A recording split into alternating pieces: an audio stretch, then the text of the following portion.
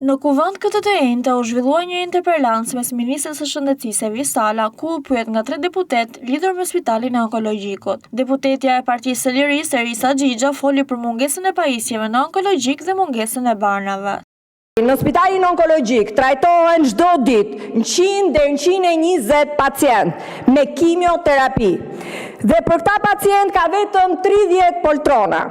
Kjo do të thotë që për 70 dhe 90 pacientë në ditë presin me orë të tëra dhe shpesh detyrohen të marrin trajtime në karrige në kushte skandaloze për pacient me kancer.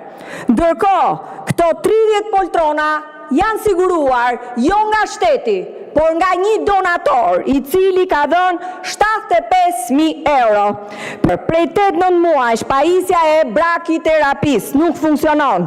Ajo prek drejt për drejt 200 gradë vajza me kancer ginekologjik. Ministrja Sala pranoi se brakiterapia dhe PET-skani dhe një prej akseleratorëve nuk janë në punë, megjithatë premtoi zgjidhje brenda vitit 2026. Sa i takon mungesës së barnave, ministrja tha se sot që flasim në QSUT nuk mungon asnjë medikament.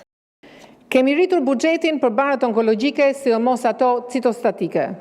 I punës son është dhe përmirësimi i infrastrukturës dhe fuqizimi i sistemit me pajisje mjekësore. Më lejoni të sjell disa shembuj. Kemi dyfishuar kapacitetet e kimioterapisë ditore në QSUT, por rikualifikohen 6 punkte të kimioterapive në spitalet rajonale dhe vitin e ardhshëm do të fundojë rikualifikimi dhe për 6 njësi të tjera me standarde bashkëkohore të unifikuara. Në radioterapi kemi instaluar akseleratorin e 3, duke plotësuar shërbimin me 3 akselerator, ndërsa ka nisur puna edhe për akseleratorin e 4 në shërbimin e neurokirurgjisë në QSUT.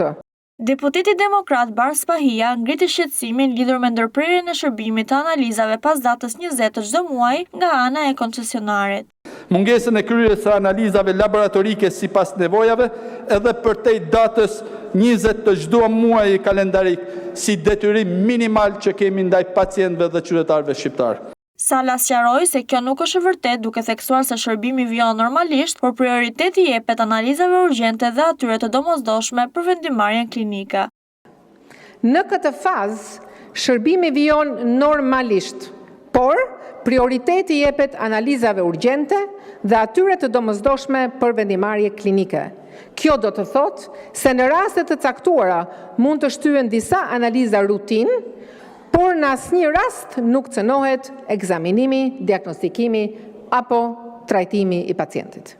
Ministrja theksoi se po hedhin hapat konkret për të kaluar nga një sistem i përqendruar dhe i mbingarkuar drejt një rrjeti kombëtar më të drejtë, më të aksesueshëm dhe më cilësor.